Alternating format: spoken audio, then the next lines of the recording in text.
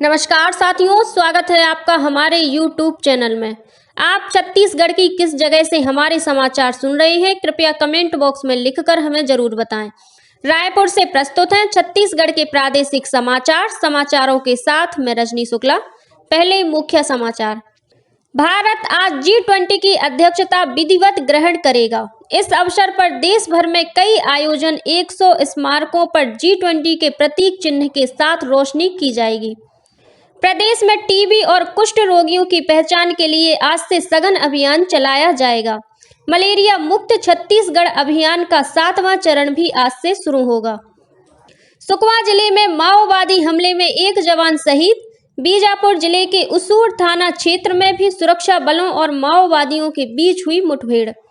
प्रधानमंत्री ने लोगों को आकाशवाणी से इस महीने प्रसारित मन की बात कार्यक्रम में शामिल विषयों और विभिन्न सामुदायिक प्रयासों पर आयोजित मन की बात क्विज में भाग लेने के लिए आमंत्रित किया।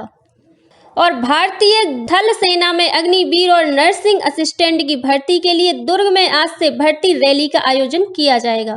अब समाचार विस्तार से। भारत आज G20 की अध्यक्षता औपचारिक रूप से ग्रहण करेगा।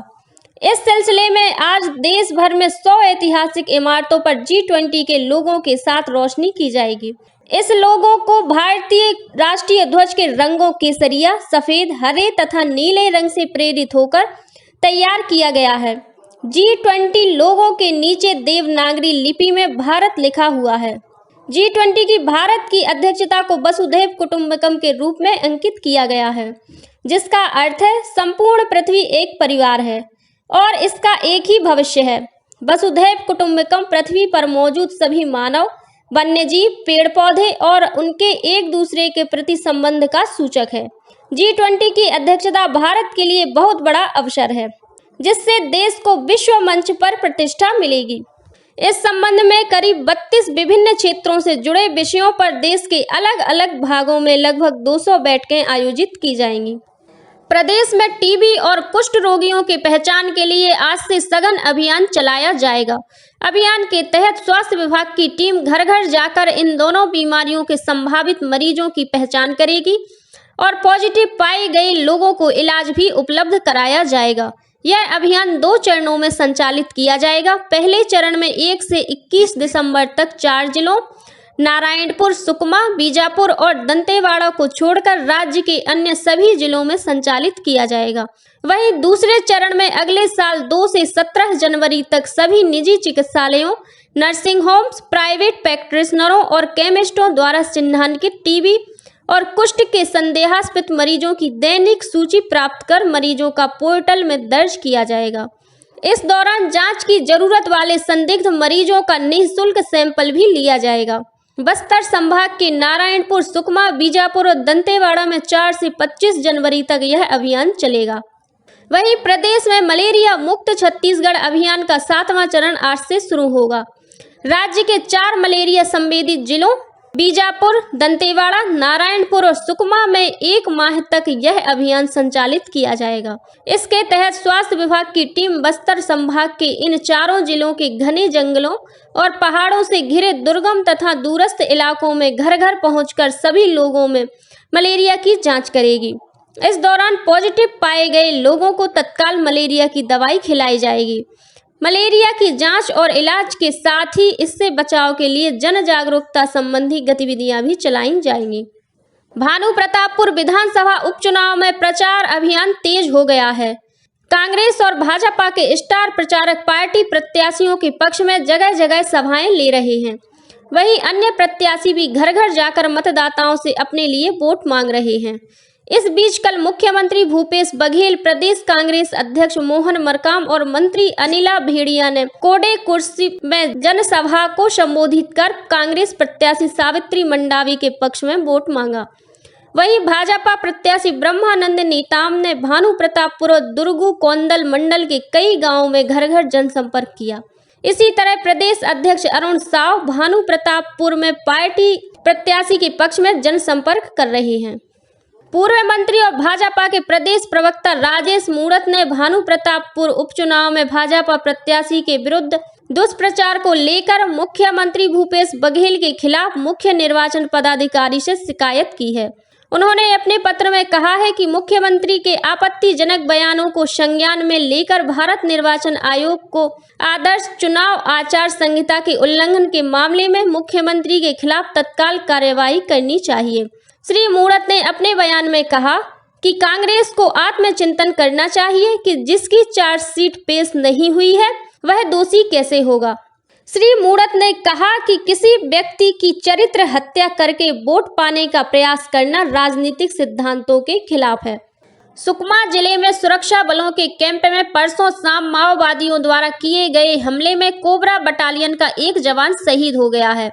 बस्तर रेंज के पुलिस महानिरीक्षक सुंदर राज पी ने घटना की पुष्टि करते हुए बताया कि चिंता गुफा थाना क्षेत्र के अंतर्गत नवीन कैंप डब्बा कोंटा और पेंटापाल जंगल के बीच ड्यूटी पर तैनात सुरक्षा बल के जवानों पर माओवादियों ने अचानक फायरिंग शुरू कर दी। जवानों द्वारा की गई जवाबी कार्रवाई के बाद माओवादी जंगल की आड़ लेकर भाग गए। वहीं माओवादियों द्वारा की गई फायरिंग में ड्यूटी पर तैनात प्रधान आरक्षक सुलेमान घायल हो गया, जिन्हें सीआरपीएफ फील्ड हॉस्पिटल लाया गया, जहां उपचार के दौरान जवान की मौत हो गई। शहीद जवान केरल के पालक्काड़ जिले का निवासी था। वहीं बीजापुर जिले के उसूर थाना क्षेत्र में भी सुरक्षा बलों और माओवादियों के बीच मुठभेड़ होने की खबर है। पुलिस अधीक्षक अंजनेय बाशने ने बताया कि डीआरजी, सीआरपीएफ और कोबरा बटालियन की संयुक्त टीम नेला कांकेर, टेक मेटला और भूसापुर की ओर सर्चिंग पर निकली थी। इसी दौरान नब्बी गलगम इलाके में माओवादियों ने जवानों पर फायरिंग शुरू कर दी।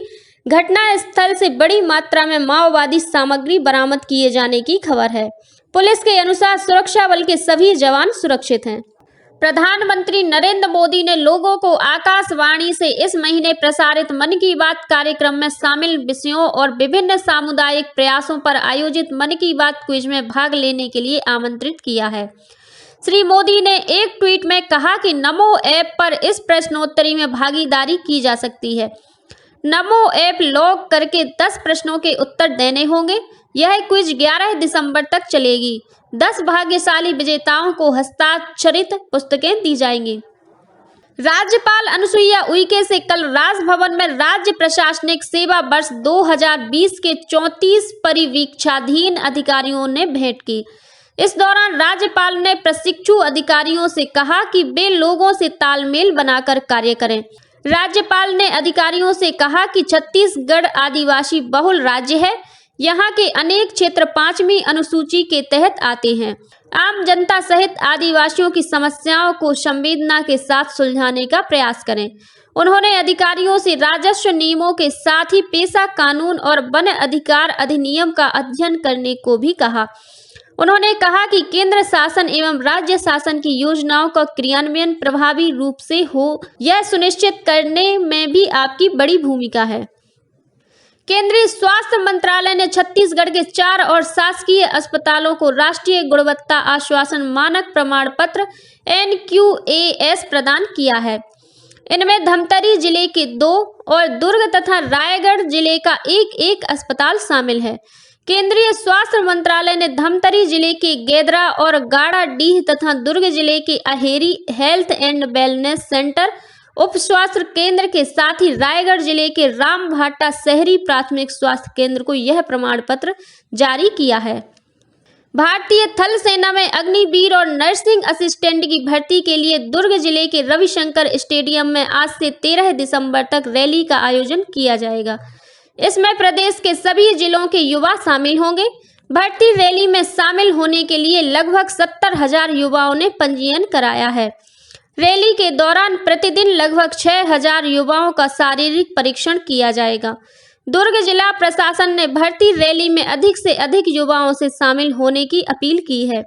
प्रशासन द्वारा सुराना कॉलेज मैदान में उम्मीदवारों के लिए निःशुल्क भोजन और आवास की व्यवस्था की गई है। उम्मीदवारों की सुविधा के लिए हेल्पलाइन नंबर 0788221235 और 0788221236 जारी किया गया है। उम्मीदवार इन नंबर पर संपर्क कर भर्ती रैली के संबंध में जानकारी प्राप्त कर सकते हैं। खेल और युवा कल्याण विभाग द्वारा प्रदेश के विभिन्न जिलों में इन दिनों जिला स्तरीय युवा महोत्सव का आयोजन किया जा रहा है।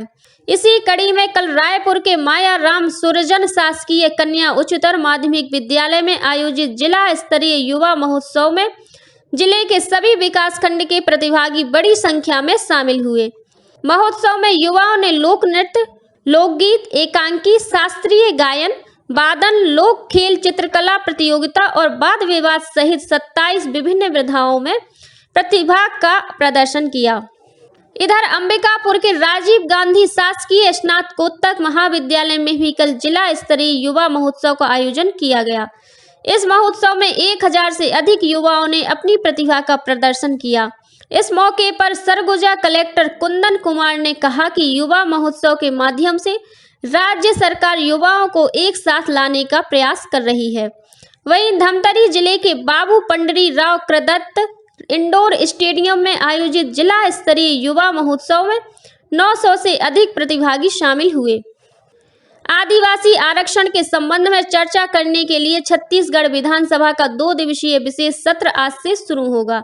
2 दिसंबर तक चलने वाले इस सत्र के दौरान कुल 2 बैठकें होंगी। और अब कुछ अन्य खबरें संक्षेप में। भारतीय रिजर्व बैंक आज से प्रायोगिक आधार पर खुदरा डिजिटल रुपया शुरू करेगा। पहले इसकी शुरुआत मुंबई, नई दिल्ली, बेंगलुरु और भुवनेश्वर शहरों में की जाएगी। बाद में इसका विस्तार किया जाएगा। रिजर्व बैंक के अनुसार इसके लिए 8 बैंकों की पहचान की गई है। प्रधानमंत्री फसल बीमा योजना के तहत रबी फसल 2022-23 के लिए अधिसूचित फसलों चना, गेहूं और सरसों का बीमा कराने की अंतिम तिथि 15 दिसंबर निर्धारित की गई है।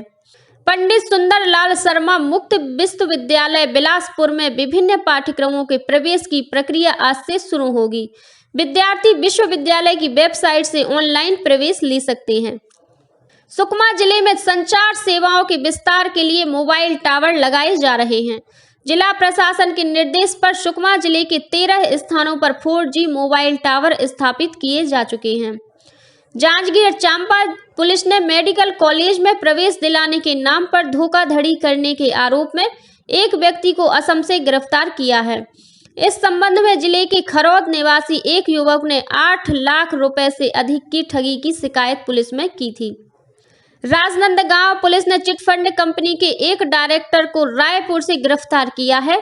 आरोपी ने खैरागढ़ क्षेत्र के कई लोगों को कम समय में ज्यादा लाभ दिलाने का झांसा देकर रकम जमा कराई थी। सुकमा जिले के पैदा कुर्ती पेटा केविन छात्रावास के छात्र ने फांसी लगाकर आत्महत्या कर ली। और धमतरी जिले के बिरगुड़ी वन परिक्षेत्र के ग्राम गट्टा सिल्ली के पास खेत में एक तेंदुए का शव मिला है। सबकी स्थिति को देखकर कुत्तों द्वारा तेंदुए को मारकर खाने की आशंका जताई जा रही है। इसी के साथ छत्तीसगढ़ के समाचारों का ये बुलेटिन समाप्त हुआ। नमस्कार।